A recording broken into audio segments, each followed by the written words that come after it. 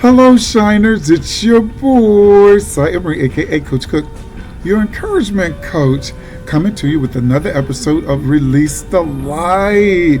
Hey, I'm rocking the Miami Heat today. Hometown, go Heat. Release the Light is a positive platform dedicated to encouraging you to shine, to be your best self, to spread all of your positive energy upon the earth. What's that positive energy, Coach? Love, joy, peace, patience, meekness, kindness, faithfulness, and self-control. Even if you just give one of those away today, you are shining bright, okay? On today's episode of Release the Light, we're going to discuss you always have a choice. You always have a choice, and we're going to do that through my third reading from my new novel, Blurred Panes, which will be coming real soon, this week later on. And that's why, as I promised, that I would continue to read chapters and part of my book to you until I press that publish button, okay? Now, in the prologue, we found out that there was a prophecy revealed to Joseph's mother before he was born, that he would be born with a veil, and kids born with this veil had special gifts, special powers. These powers will manifest themselves in this book as we move along. Don't want to give away the whole book. The series is a fantasy series, fantasy fiction series, and so I go about answering all the questions that I left unanswered in book 1 and 2 and book 3. Book 3 is 455 pages. Book 2 is only 300. So now you get it, right? So now, chapter 1 opens with Joseph having one of his flying dreams. That's how this prophecy first started to manifest itself, with these flying dreams. And now Joseph is having problems with these flying dreams because no one ever flew with him before. Now there's a couple of his friends that do fly with him. Hint, hint. And so his good friend Robert, that he calls an oddball, because he's light-skinned with freckles and reddish brown hair, like Joseph had. And there were only 2 of them in their grade. So they became good friends. So now Robert is flying with them in this dream. And Joseph is complaining because he's broke, he's out of money, and everybody has summer jobs and he doesn't. And Robert predicts in chapter 1 that his pockets are going to be filled or full soon. So now in chapter 2, Robert convinced Joseph to go up to Manpower and apply for a job. But you had to be 14 to get a job. But Robert had this way with his good friend Joseph, and Joseph just takes his word for a lot of things. And so Joseph goes up to Manpower, and he was honest. The guy asked him how old he was. He told him 13, because Robert suggested it. The man was so impressed with Joseph, he gave him an application. Honesty, man, I tell you, be honest. And so Joseph goes home, he fills it out. And I'm going to pick it up when he comes back the next day with the application to Mr. James at the Manpower office. I'm going to take several sips of water because my throat is really dry, and I'm going to read as fast as I can. And let me get my cursor over to the drop down, because I'm going to have to drop down, so there will be some breaks in the reading, but just stay with me. So now, Joseph is at the Manpower office. Come on back to my office. I walked just behind him. I took the application from my back pocket. He unlocked his office door, propped it open, and threw his keys on the desk. "Have a seat," he said, moving behind the desk. I sat in front of him. My heart raced. I wanted this job, but knew I wasn't old enough. I tried to stay calm. "Did you bring your application?" he asked. "Yes, sir." I nervously passed it to him. He opened and read. "Oh, here's my birth certificate." I extended my trembling hand. He gazed over the top of his glasses. "I know how old you are." "What's the date of birth on it?" he asked.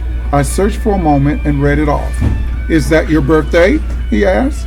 Yes, sir, I answered assuredly. He set my application on the desk and leaned back, never losing eye contact with me. I managed a weak smile. Taking off his glasses, he slowly rose to his feet. I thought, time to go. You gave it your best shot. It's not for you. You're too young.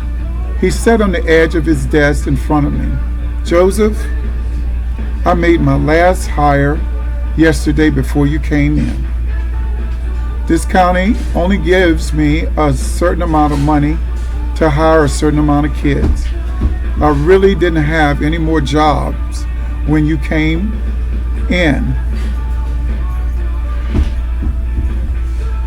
But after listening to you, I wanted to have all of your information so if a kid quit or got fired, I could give you a spot even though you're only 13. See, Mama always told Joseph, don't lie, tell the truth. There's a lot of life lessons in my book, and you'll see that when you read all of chapter number 2. Honesty is the best policy. You understand? Said Mr. James. It took me a second to respond, to shake off the disappointment. I stood and extended my hand. I understand. Thank you, Mr. James, for the application and for keeping me in mind if anything opens up. We shook on it. I know that wasn't what you wanted to hear, but it's the best I can do for you now. Keep your head up. Something will come through for you, Mr. James encouraged. Thanks, Mr. James. I turned, walked out of his office, and out of the front door. I took a deep breath when I reached the dumpster at the corner of the building.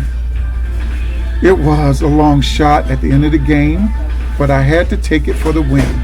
I thought, what a real letdown.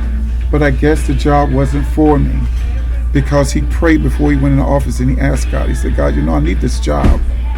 But if there's some kid of age who's worse off than me, give it to him. Mama always said, there's always someone worse off than you. So that's why Joseph rationalized at that moment, saying it must not be for him. Okay. Well, I gotta shift gears. And if I move fast enough, I could catch Ox before he left the apartment. I double timed it to Franklin Court. See, as we read in the yesterday, Ox works for Silk Jenkins, the midtown gangster, hood. And there's a lot of kids that are delivering packages, running errands for these gangsters. And Joseph didn't want to go back to work in the streets. He had, as in yesterday's reading, he had shined shoes, he had sold fruit, he had gambled with adults on the streets, he had did a lot of things to earn money, and he didn't want to go back to that life because he was almost shot, shining shoes, he almost drowned, almost got stung by a scorpion, had to run from the cops during a race riot so he wouldn't get beat to death. So it's like, but then he threw his hands up and he says, but what am I supposed to do? A lot of times we're caught in tough situations like that, when, especially kids, when we want to have more. But remember the title of this segment, you always have a choice. So he hustles down to the apartment to meet Ox, because Ox told him he would introduce him to Silk if he really wanted a job. So being that manpower didn't work out, he's now looking for Ox. I had no desire to go into the apartment complex. Ox lived next door to Benny Lee. Benny Lee is his best friend. 5 years, but Benny got put in juvie last summer for breaking into cars. That's in the last segment that I read yesterday. I didn't want to relive the last time I was in front of Benny's front door talking to his mom. I didn't want to remember how she raked on her only son and the anger I felt as the rain washed my hurt away. Instead, I waited for Ox at the wash house, 30 yards away from the apartments. I could see him walk onto the streets from there. It was 9:43. 10 minutes later, he emerged from between the parked cars in front of the complex. "Yo, Ox," I called to him. He came toward me. "Jay, what's up? Where you going?" he asked. "I'm waiting for you. Remember what we talked about the other day?" I asked. "You ready to meet him?" I told him all about you. I told him you might come through looking for some work. I have no choice. I have no choice, I said. "Okay, come here." He pulled me into the wash house. "Take your shirt tail out." I did as told. He looked me over and proceeded to yank 2 buttons from my shirt. "Don't worry, your mama sew them back on. Put them in your pocket." He gave the buttons to me. He continued to inspect my look. Roll your shirt sleeves up 1 more roll," he ordered. Yeah, that's it. "Now, mess up your hair some." I took a wad of hair, mangled it, and pressed it back down. He nodded. "Yes." "Oh, one more thing." He kneeled in front of me and rolled up my pants leg even with my ankles. "Now you're ready," he smiled.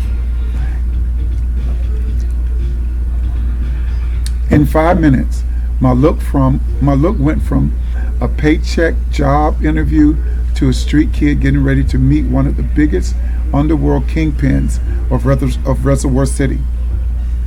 Ox didn't criticize my dress. He just made it right and appropriate for the meeting. Like when I checked his homework on our walks to school, I just made the answers right and asked him to read over it before we reached the front gate. Silk and the other mob bosses preyed upon street kids to do some of their dirty work. So if the kids were caught, they would do only a short stint in juvie. The mob bosses looked for a certain kind of kid, one with no parents or with only one parent. But if the father was missing, they would act like the father figure in the kid's life. If the mother was missing in the kid's life, then the women of the bosses would mother them. They gave the kids what they needed, wanted, or craved. Those guys knew every kid in town under 18. I didn't fit the mold. I had both parents. We weren't on welfare, and we weren't broke, just poor. So I guess I did check one of the boxes. This was another long shot, but I was desperate and needed money. "Let's go," said Ox. I checked the clock on the wall in the wash house. It was 10:03. I kept quiet as we crossed Franklin Street and walked past Albert's funeral home. That's where Joe used to answer phones for a little bit of money on the weekends. Silk Jenkins lived with his girlfriend in the apartments down 8th Avenue near Reservoir Boulevard. Everyone knew where he lived because his midnight blue Eldorado Cadillac was always parked out front. "You all right?" asked Ox. "You're mighty quiet." "I'm okay, just thinking, that's all," I answered. "Today's a good day. It's Friday. Chance to make some good bread," he said. "Yeah," I answered. "Yeah, Silk and his generals play cards at Nicky's on Friday till around 6 o'clock. We'll have to run for some smoked sodas and to Larry's for some sandwiches. We might have to deliver a package or 2. And Jay, don't ever look in the package. Don't ask what's in the package.